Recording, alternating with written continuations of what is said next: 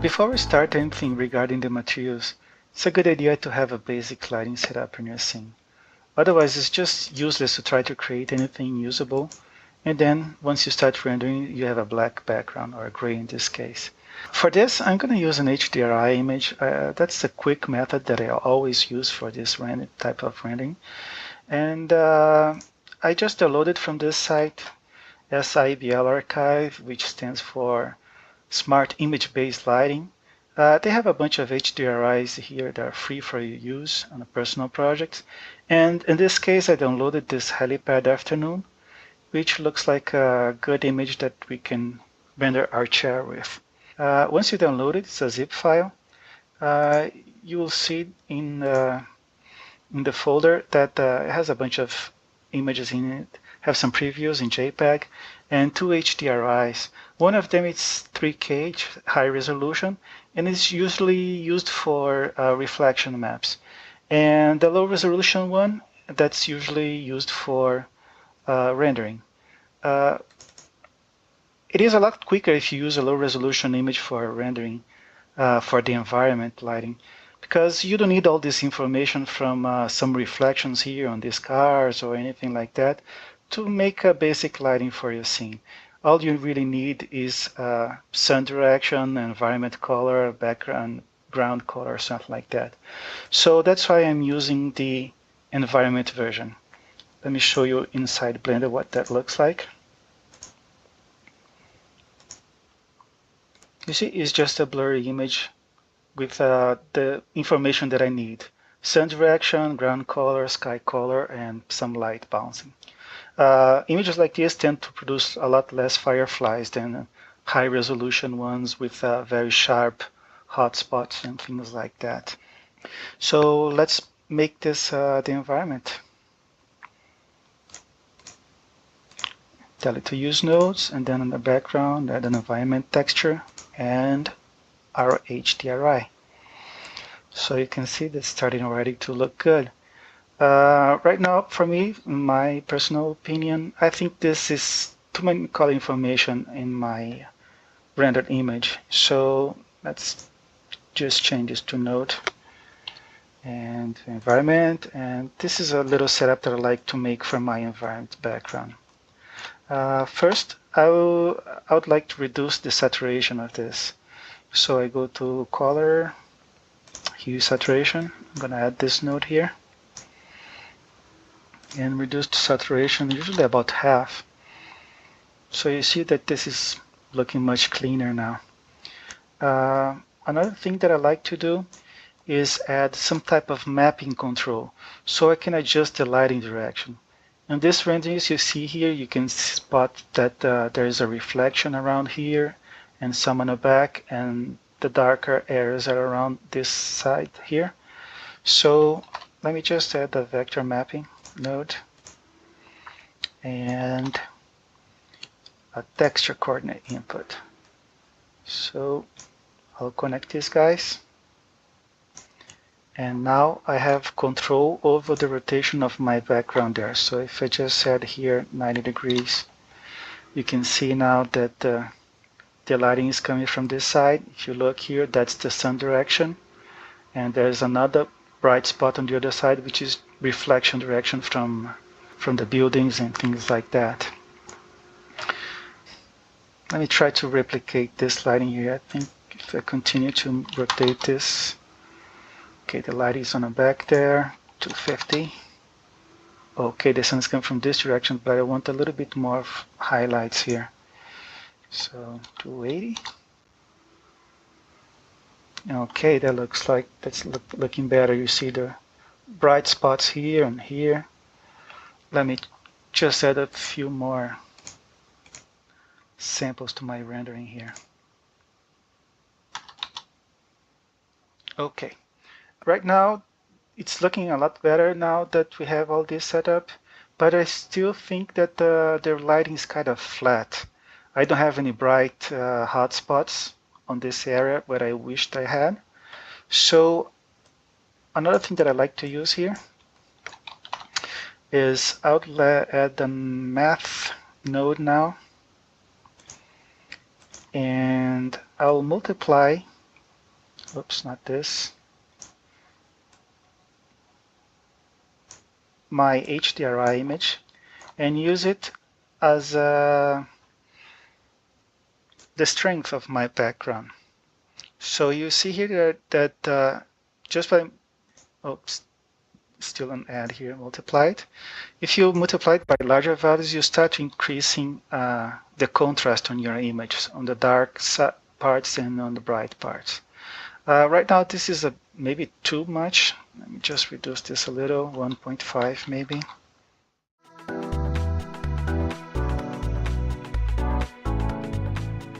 So I just have to make this a transparent background. And let's start with the materials. First, we're going to work on the materials on this railing. And then once we're happy with it, we just have to duplicate it and add the textures that we use here on the sides. So let me just zoom in here on this part. And this is what I'm going to be aiming here. Let me just make sure I'm using the GPU again. Okay.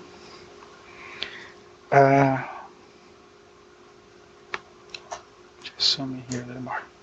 So let me select this guy. I'm going to create a new material. Name it wicker. And we get this color sample here. So it's right now it's the RGB, it's 0.39, 0.23, and 0.12. And let's make that setup. You can see that there's some kind of reflection that goes around the corners, and you can see them here. This type of material changes from one type of chair to the other. Some of them has a coating, some don't. In this case, I tried to make one that had a coating. So let's just add the glossy shader, mix them, add a Fresnel input,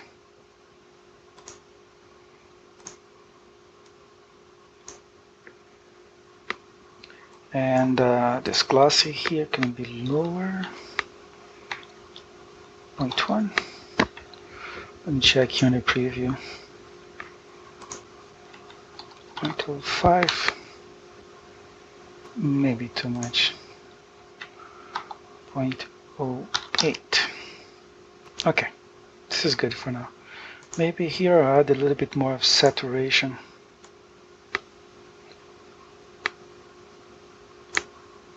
Okay. You can see that I did use a little bit of a texture, of a noise texture, to make it break up a little bit the color. So let's add here, let me just lower this sampling here for the preview. 20 should be fine. So noise texture. For now, I'm going to pipe it here on the diffuse so I can check the color. I'll be using two noise textures, one for a little bit of color variation and the other for the bump map. So this one for color variation, maybe just make it a bit bigger, oops, 2.5 instead of 25, okay. And I'm not going to use any UVs for this one, I'm going to just use the general size for it. And let me just duplicate this guy. And I'm going to add the input node here. Texture coordinate, select the UV. I'm going to apply this to the displacement. Just remove this for a little bit.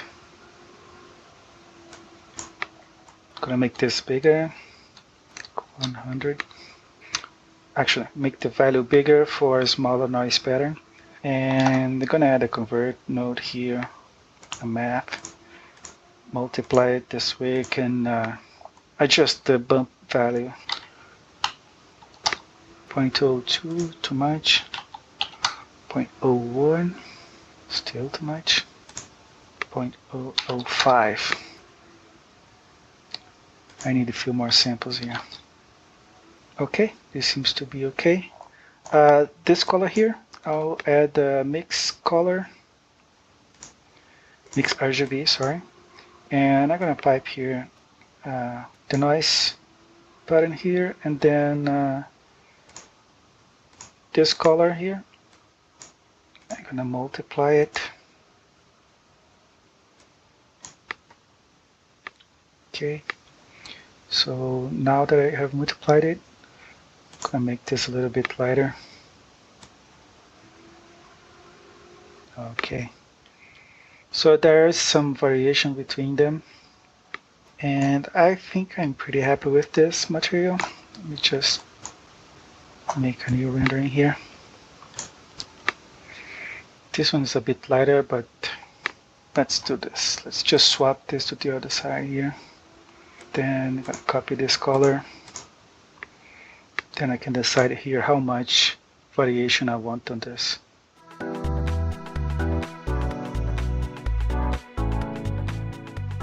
So now that we are happy with our wicker material, I'm gonna duplicate it to this other object.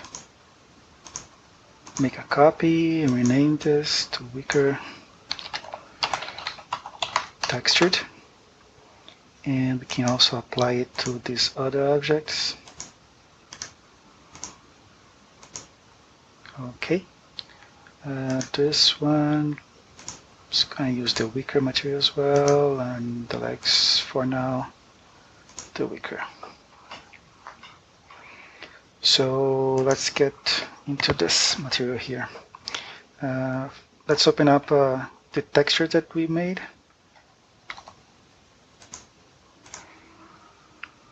Let me pause this for a little. Let's go into the material view. And let's open up our dirt texture. I'll duplicate this and open the normal texture that we did. Let's see what this looks like if we pipe this. Let me move this a little bit to the side here. We pipe the dirt texture into the diffuse, so we can just take a look at it. We need to adjust the tiling on this, so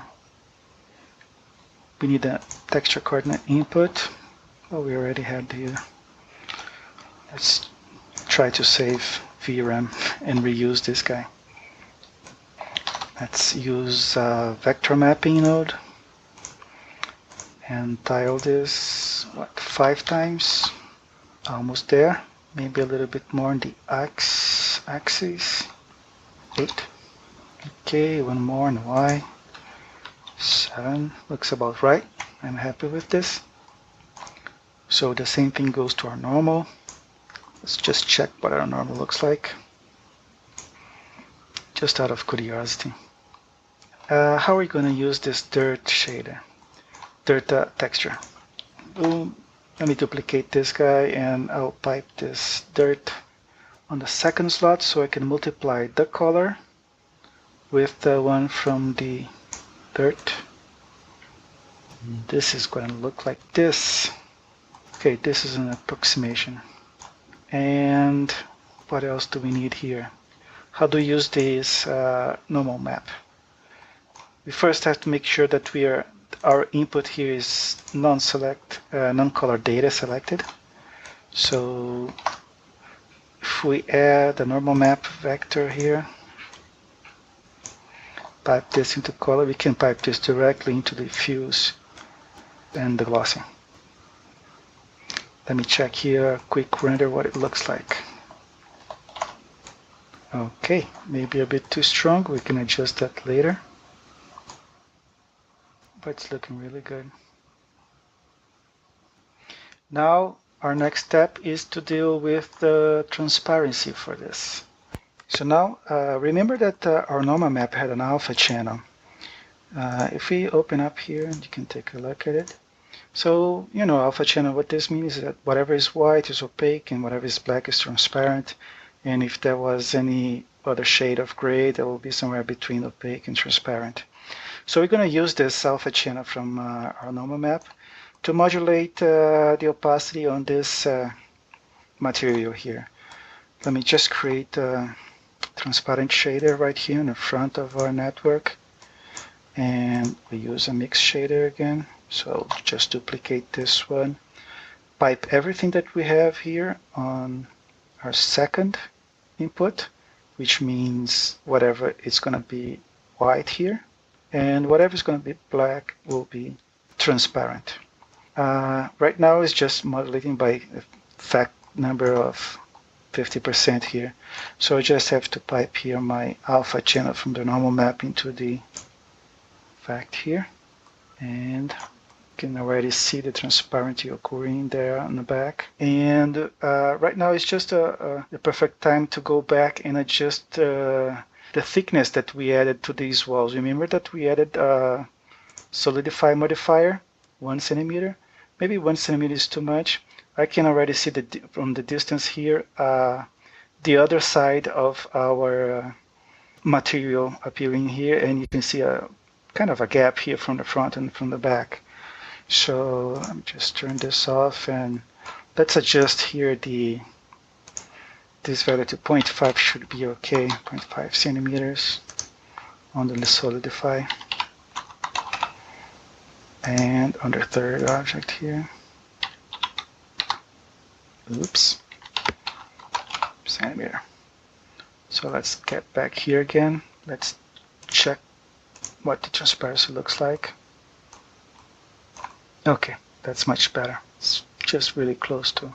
So let's just move out here a bit and leave it rendering once more, so we can head to the final stages of this material, which is going to be, let me get back here my image. Oops, no alpha. You can see a bit of a noise variation on the texture. This is too perfect right now, so that's why I left this noise from the other material here, and we can start playing with it so we can add this variation. So now let's reuse this noise that we had before, and we are gonna pipe it. First, let's see directly here on the diffuse what it looks like right now. We need to make this stronger. Okay, really big. So what we can do is to use another vector modulator here, vector mapper, and pipe it in here. And in our repetition, on the x-axis, I want it kind of small. You can see that there are some streaks like this. So on the x-axis, I want 0.5. Okay, starting to see those streaks coming around here. And on the Y, I want to make them thinner, so just increase here to, let's double this, 14. That looks really good. It's too strong right now, but I'll adjust that. But I'm happy with the pattern that's making. Maybe a little bit too stretchy here. So instead of using 14 on the Y, I don't want it on Y, hold on. Let's just make this 1, and on the z-axis actually I want 14. Nope, let's just add 5 here. Yeah, on this one the z won't work. I'm using the UV from my texture coordinate, so there's no z, so it doesn't matter here what number you're using. Okay, and y was 5, let's put it to 10 instead of 14. Okay. Now it's a bit less stretched out here. And so this was piping directly into the diffuse, but I actually want to pipe it here and mix it with what I already had there. Now this needs to be a lot lighter. So that multiply that I was using for this noise, I'm going to drag it down to 0.5. Okay, I see a little bit of difference around here, maybe a little bit more. Okay, and let's make this lighter. Okay, now for a next and last step, I promise. I would like to use this noise to make some wave patterns around here as a bump map, just to distort a little bit this net.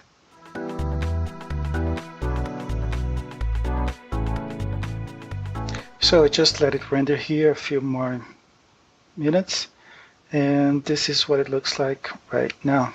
You can see here the reference image that we had. And our next step, which is the last one in our tutorial, is the creation of the remaining material, which is that rope that I promised here. So for this, we're gonna use an external image editing software, in my case GIMP, but you can do the same thing in Photoshop or any other program that you prefer. It's a really simple process. So let me turn off this rendering and go into material mode so I can see my new texture that I'm going to create. Let's open up GIMP or Photoshop, create a new image. 64 by 64 should be okay. And we are going to create a gradient, just a black and white gradient, and just to make it be linear here.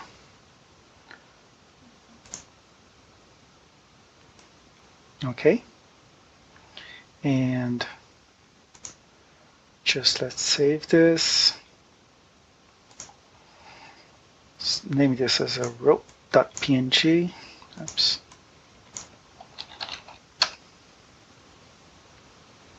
Export.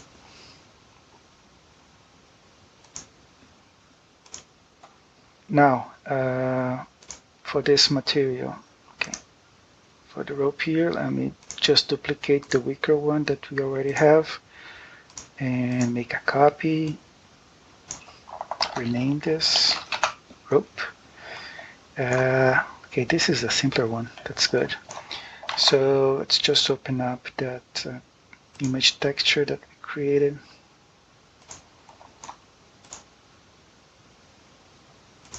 Rope.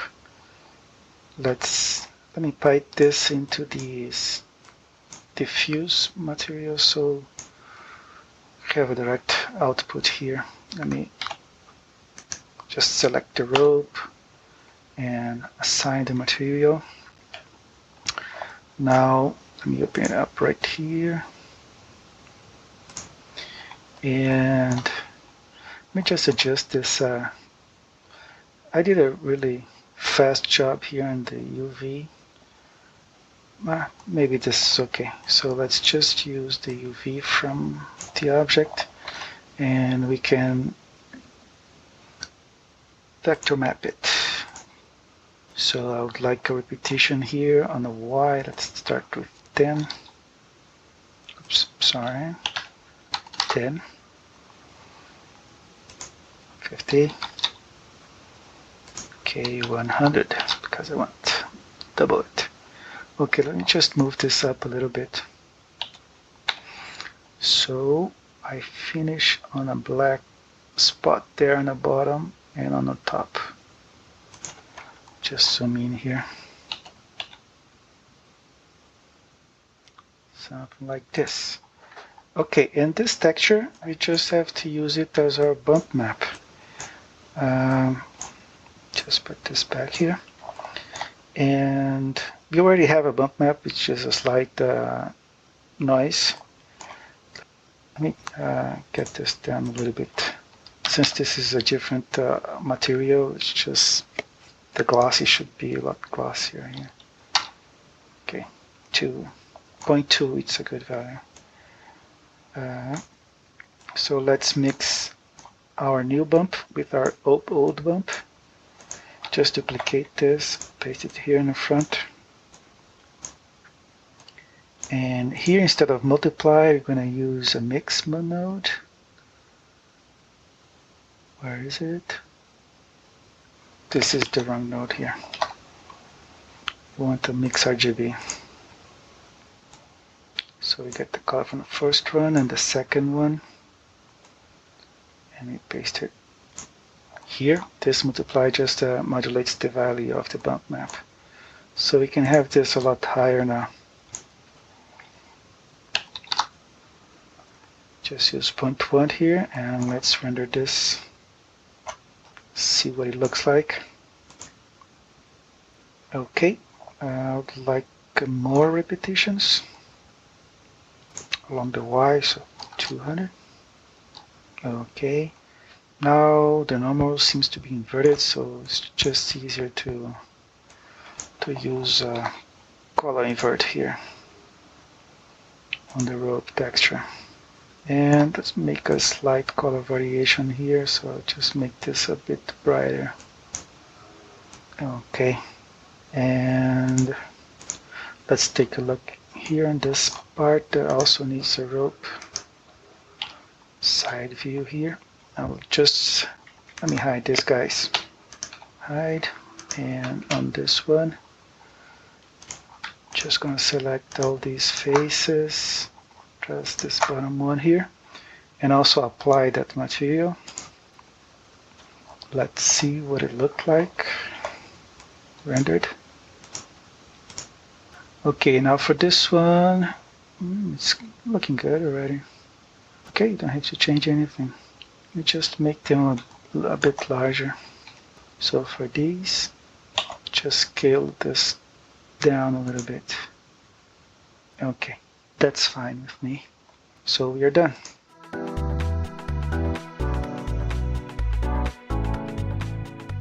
Let me add the camera here.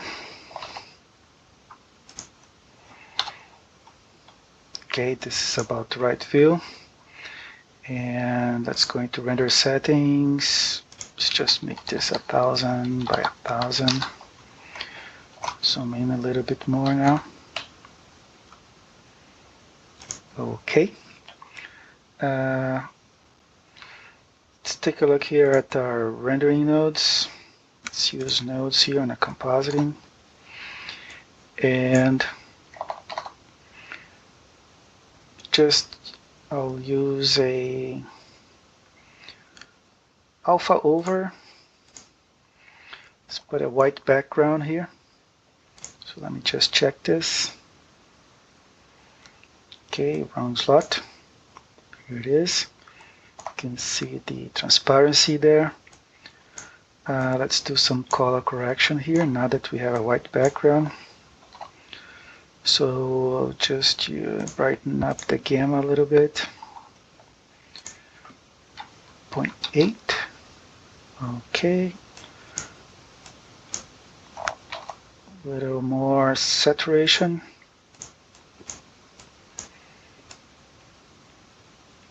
Okay.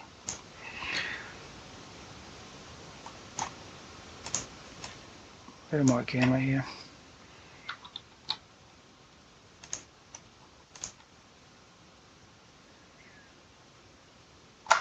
Okay, this is about right. So just put this up to 100 and 1000 render samples. Should be okay. I'm gonna pause the video and get back when it's rendered. So this is the final rendering. I did get a little carried away with the gamma, so I'm reducing this back to 0.8. And that's it. I hope you guys liked my tutorial and I hope you enjoyed it. Just let me know if you have any questions. Bye bye.